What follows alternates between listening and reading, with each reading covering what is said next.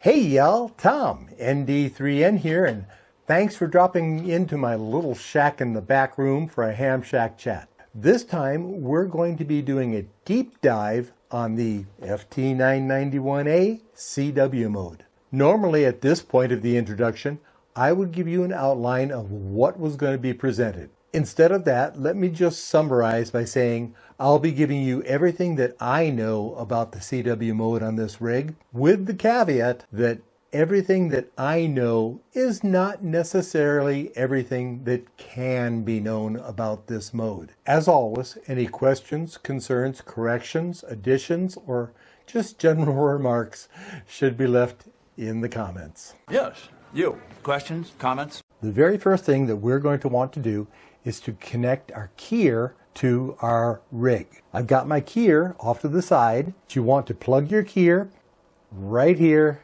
into the button marked key. That's a direct connect, and it uses the FT-991A internal keyer. And we want to go and set our mode, and you want to use either CW USB or CW LSB. Does it matter? It doesn't matter, as the upper or lower only indicates where your side tone is, not your actual transmitted signal. In both cases, the transmit signal is the same. Now, it can be useful to reduce near-channel interference. I like to go with the standard, meaning below 10 megahertz, you set it on the LSB version, and it'll indicate C low. Again, it doesn't matter if you want to keep it in upper all the time, lower all the time, or bounce back and forth, it's all good. It's a personal choice. Now that we're in the CW mode, let's open up our function. And a reminder that I am directly connected. Note that I have my break-in off. I've got my power set to 5 watts, and I'm going into a dummy load. So I'm not transmitting when I do this. To transmit, you want to turn your break-in off. Note that I have my keyer off. This is the conditions you would use if you're using an external keyer or if you have a straight key. I'm going to simulate a straight key here.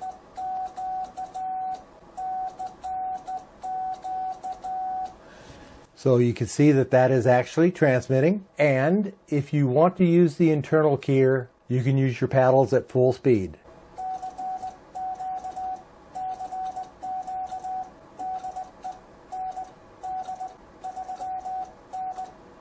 I'm going to turn my break-in off, and I like to call this my practice mode because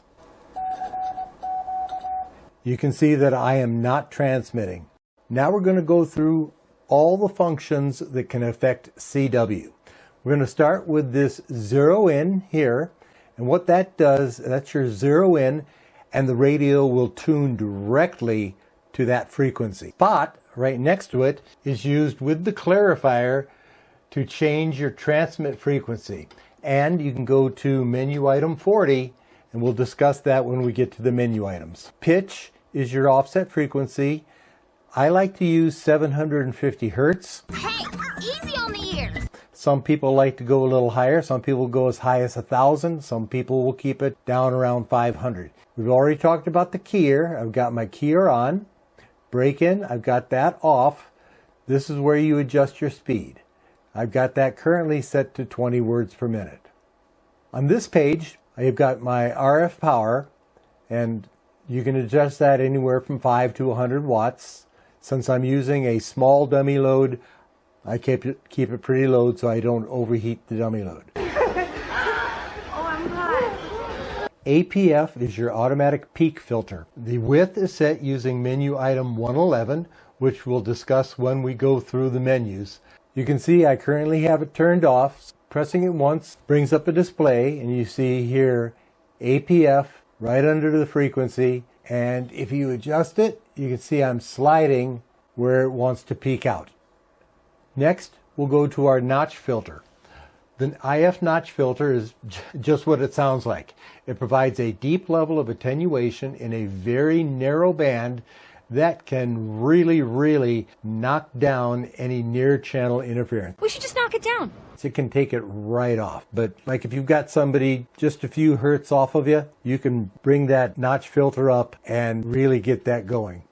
I generally will leave that off. Contour is similar to the notch, and the settings for it are in menu items 112, which is the contour level, and 113, contour width. Unlike the notch, you can actually add a little gain or attenuation, and it's much less sharp than the notch filter. DNR right here is your digital noise reduction. It has 15 different mathematical algorithms which analyze and suppress different noise profiles. Now, these noise profiles aren't sequential. In other words, 1 isn't the lowest, 15 isn't the highest, and you'll find that you need some experimentation on your part to find the best of the 15 that applies to your system and condition. DNF over here is your digital notch filter, and it's similar to the IF notch filter, which you should use the IF notch filter first when you're dealing with a single interfering signal. But if there are multiple noise signals, the DNF can reduce multiple interfering signals simultaneously. For CW, you want to leave your shift in 0. And you can see that's now showing that's my shift. My width, I'm going to set that down to 500 hertz. And if I go one more next, you see that I'm in wide 500. So you see changing between wide and narrow keeps me at 500. But if I go back here with my narrow set and I come back here to my width, I can select my width and tune that down, and we'll set that to 100. So go back here, you see narrow is 100 and my wide is 500. NB, or noise blanking, reduces short duration pulse noises such as might be caused by automobile ignitions and power lines. We'll discuss AGC in a moment, but please note right now I've got it set to auto. ATT is your attenuation, and I have that set to off. If you engage it, you turn it on, you get a little indicator right up here next to where it says tuner. It says ATT, and that means that I am putting in about 12 dB of attenuation, but that's across your entire received bandwidth. The time that this comes in handy is if you have a signal coming in that you're working, and say he's 20/9, yeah, you might want to cut him back because he's really going to be blasting. So for comfort purposes, you want to do that. IPO is your intercept point optimization. So when it's set to IPO, there is no amplification. You're getting just what's coming off of the IF. When you turn it and you get amp 1, you're adding about 10 dB of amplification. And amp 2 is giving you about 20 dB of amplification, and you can see your indicator up here right underneath the tuner, and that is telling you what you're in. Now keep in mind that this will not only amplify your desired signal, but all the background noise as well. So you got to play with that. I like leaving it at about amp 1, and then I can go up or down where I need to from there. Your menu, monsieur. Menu. Start up here with menu item 001, which is your AGC fast delay. If you recall, when we were going through the functions, I pointed out that my AGC was on auto, which means that depending on the mode that you're in, the rig will either pick the fast, mid, or slow delay, and in CW's case, it uses the fast delay. Now we're going to move up to menu item 12 is your keyer type. I recommend that you use Key B, which is kind of a standard thing. I also have my Win keyer set up to use Key B. The difference between the different keys, A, B, C, and so on, is what happens when you push your paddles together. Squeeze, squeeze, squeeze. Oh, poop. Menu item 013 is your keyer dash dash, and I use normal, which means pressing the left paddle, give me dashes, right paddle gives me DAs. If you're sharing your rig and you're out, say, working field day, and somebody's a left-handed operator, you might want to switch this to REV for reverse. 014 is your CW weight. The normal ratio between dots and dashes is that you get 3 dots per dash, or a dash is the same length as 3 dots. And that's a good place to go. Some people like to make their dashes a little heavier or a little lighter. And I'm going to go ahead and change that to 3.2. I like to have my dashes a little bit above. Menu 015 is the beacon interval. That sets the repeat interval for a pre-programmed message. I'm sorry, can you repeat that? And we'll talk more about this when we talk about the pre-recording and playback of CW messages. Menu item 016 is your number style, and that selects cut numbers, which are alphabetical abbreviations for numerical values. And those are usually used during contests. You can go to your owner's manual and there's a chart that describes what these different variations are. I leave them just straight. Many contests use sequential serial numbers for contacts. This is in menu item 017, contest number, and you're starting with 1. I recommend using contesting software for doing contests. There's a bunch out there. Plenty of fish in the sea. N1MM is free. Well, N3FJP and WriteLog have a small cost, and there's many others. I use WriteLog, but mostly because it's what I'm used to, and I don't want to go through the learning curve on another program. That said, you can use your FT-991A as a standalone contest machine, but it is generally more hassle than it's worth. Thanks for sticking with this video so far. If you feel like you're learning something or just enjoying the presentation, please take a moment to pop that thumbs up icon and give me a like. I knew you really liked me. Menu items 018 through 022 are used for pre-recording and playback of CW messages, and we will be discussing that further when we get to that chapter. Menu number 050 is your CW low cut frequency. And since this is based on audio, you want to keep it in the range of your offset side tone. So I'm going to select this and set it to 650 because my side tone's at 750. I want a sharp cutoff, so I've got my low cut slope set to 18 dB per octave. Now on the high cut frequency 052, I want to set that about 100 above my 750. So you can see that I've got a span of 200 Hertz. 053 I've got set to 18 dB per octave. Menu number 054 is your CW out level, and that's used when you're using a TNC or other similar external device to run your CW. Menu number 055 is your CW auto mode. I have that turned off. What that does is enables or disables CW keying while operating on single sideband. You know that you're allowed to operate CW everywhere, and some folks will do it up in what are the traditional sideband areas, but turning that on would cause your radio to not transmit in what's a sideband area. Fine, fine. Get off my lawn. Menu item 056 is your CW break-in type. I have mine set on full, but your options are full or semi. In semi, your radio will key and start transmitting as soon as you send your first CW tone, and will stay there until it takes a break, and the delay for that break I've got set at 140 milliseconds. In full, your rig will only transmit when you're sending CW, when your tones are active. This is called QSK and allows you to hear what's happening if you're sending a message. So if you're in the middle of a message and somebody comes back to you, you can stop sending, listen to their message, and reply to them.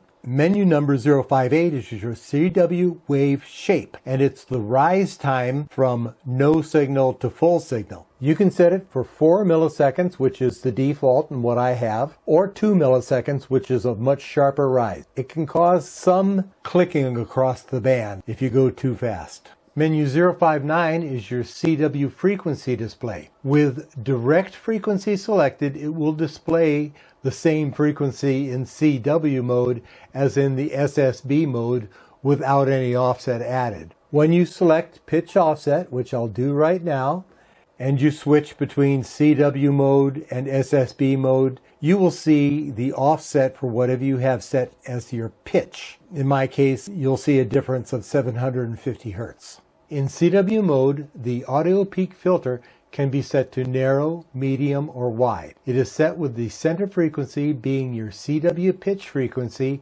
and you set the bandwidth to what's best for you. Menu 112 is your contour level, and this is where you set the level of the attenuation or gain of the contour circuit. Menu 113 is the contour width, and that sets the bandwidth of the contour circuit. Menu 137 is the HF-TX max power, and it sets the maximum transmit RF power on the HF bands. 138, 50 megahertz, 139, 144 megahertz, and 140 is the 430 megahertz TX max output powers, respectively. A useful feature on this rig with CW are the message memories that you can set. An overview and specific instructions can be found in your owner's manual starting on page 86 under the title of Contest Memory Keyer. Now don't be turned off by the use of the term contest, as this feature can be used for much, much more. Please help me spread the word about this and other videos of mine by sharing with your friends and compatriots in the amateur radio community. Everyone? I get to tell everyone! And especially on social media. So we'll pop over to the function screen, and this is the one that you want to be on, the one that says all the channel listings. You want to come down here to where it says memory, and once I press memory, you'll see a memory indicator start to flash. It'll go off after 3 or 4 seconds. So you want to quickly press memory, then pick the channel you want, in this case channel 1. So memory, channel 1, and now you'll see that has popped up. I'm going to enter a CQ message.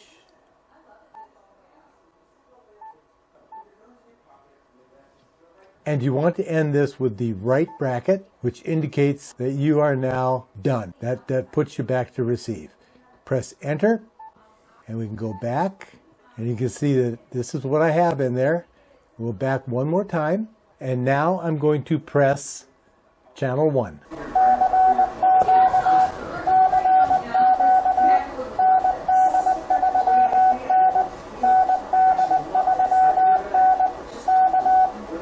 Now recall that channel 1 was text. Channel 3 was a message. So we're going to enter a message into channel 3, and I am going to slow this down a bit. So I'm going to slow my speed down to 10 words per minute.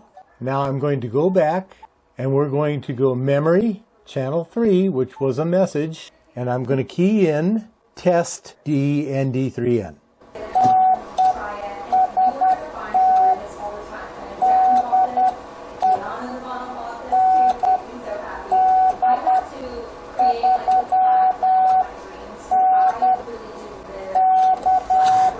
And press memory again to lock it in. And if I come up here to channel 3,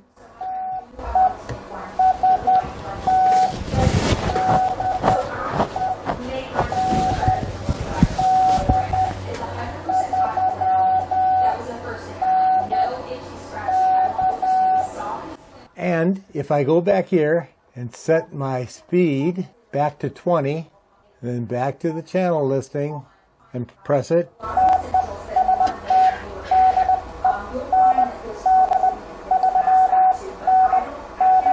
So the lesson here is you can record at a slow speed and then play back at any speed that you want. I've already downloaded everything into the FT-991 programming software by RT Systems and taken it over to my settings files. I would have shown you everything I did to get here, including downloading and all that sort of stuff. But the RT Systems software has so many capabilities that I thought it deserved its own video. So that'll be coming out here shortly. Here under our Common tab, you'll notice I've got all my CW memories. Here's the CQ message that I just entered in and then downloaded. I'm going to put another message here, and we're going to make this one CQ Parks on the Air ND3NK and put that right bracket there to make sure we got that. And I'm going to go ahead and delete these two. These two are by default loaded into the FT-991. So if you were to do a reset on your 991, they would be back there. So now we got that ready.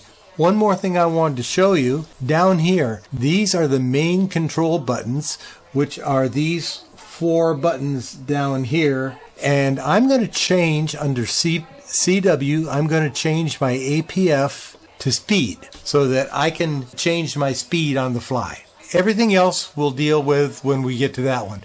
But you can see that under SSB, RIDI, AM, FM, data, and C4FM, you can change those 4 buttons to be specifically how you want them. And I'll also show you how you can change them from the screen when we get back there. So I'm going to upload this and meet you back on the other screen. So here we are back on the main screen. You can see that this now says speed and everything else is where it was before. And I'm going to go back to my band. We'll set it on 7. And I'm going to play the channel 2 message for you.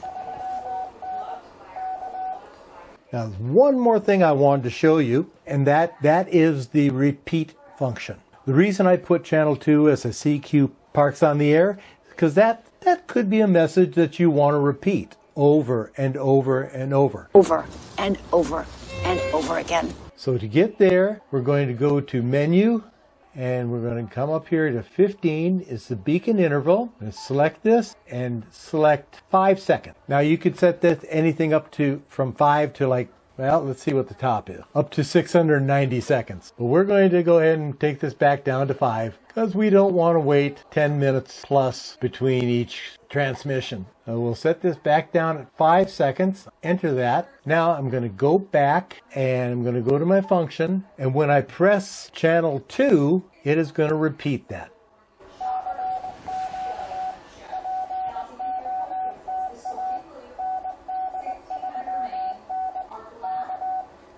Now we're going to wait just a few seconds. I'm not touching anything. And it plays again.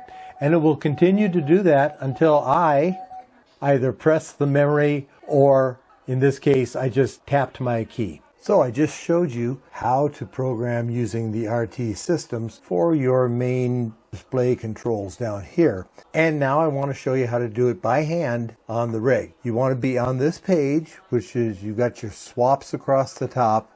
I'm going to change my speed to that channel 2, the CQ POTA that we just did. So what you want to do is you press on the swap button above the control that you want to change. Press that. Now you got just a few seconds to find the one you want, and we want channel 2 here. Press that. Now if I go back here, you can see instead of speed it says channel 2, and if I press this,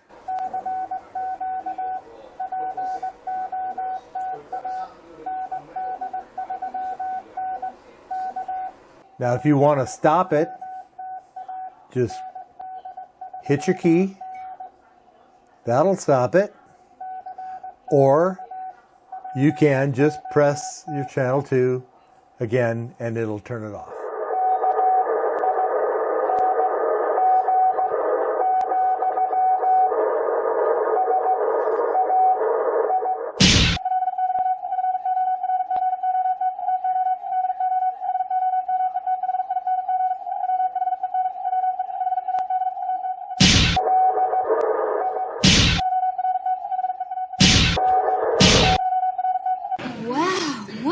Different. A few final things to discuss are the operator and the operator interface. Now, the only way you can improve your CW skills is by getting on the air and pounding brass.